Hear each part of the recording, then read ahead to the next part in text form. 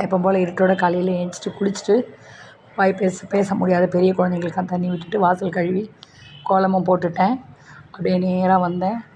வந்தால் கிச்சனுக்கு போகலான்னு கிச்சனையும் பாலை சூடு பண்ணி வச்சுட்டேன்.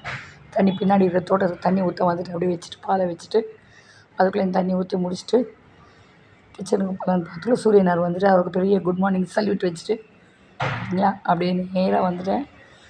கோயிலுக்கு சாமிக்கிட்ட வந்து விளக்கேற்றிட்டு பூவை போட்டு பால் அதுக்கு காஞ்சி போச்சு. அவருக்கு எனக்கும் காஃபி கலந்துட்டேன். அதே நேரத்தில் அரிசியும் கழுவி வச்சுட்டேன்.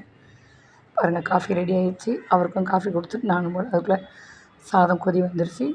சாதம் வறுத்த பக்கத்தில் இன்னொரு அடுப்பில் முட்டை வேக வச்சுருந்தேன். முருங்கைக்காய் குழம்புக்கு நல்லா காய்கறியும் கட்டு நறுக்கி வச்சுருந்தேன். அதையும் எடுத்து முருங்கைக்காய் குழம்பு ஒன்றா ரெடி பண்ணி வச்சுட்டேன் எல்லாத்தையுமே. அதுக்குள்ளே சாதத்தையும் வச்சுட்டு முருங்கைக்காய்க்கு உண்டான பாத்திரத்தை வச்சு முருங்கைக்காய் தாளிக்க ஆரம்பிச்சிட்டேன்.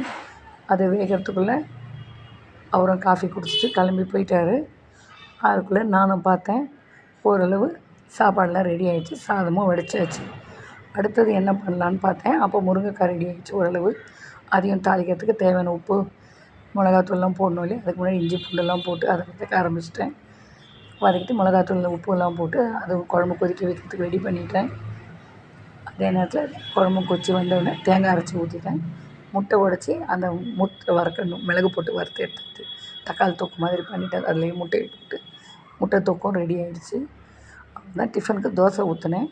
ரவா தோசை ரெடி பண்ணியிருந்தேன். அவ்வளோதாங்க இன்றைக்கி டிஃபன். சுட சுட சாதம் டிஃபன் பாக்ஸில் போட்டாச்சு. முட்டை தொக்கு வச்சாச்சு. குழம்புக்கு டிஃபனுக்கு வந்து தோசையும் முருங்கைக்காயும் குழம்பையும் ஊற்றிட்டேன். இன்றைக்கி குழம்புக்கு முருங்கைக்காய் குழம்பையும் ரெடி பண்ணி அந்த டப்பாலையும் ஊற்றி வச்சுட்டேன்.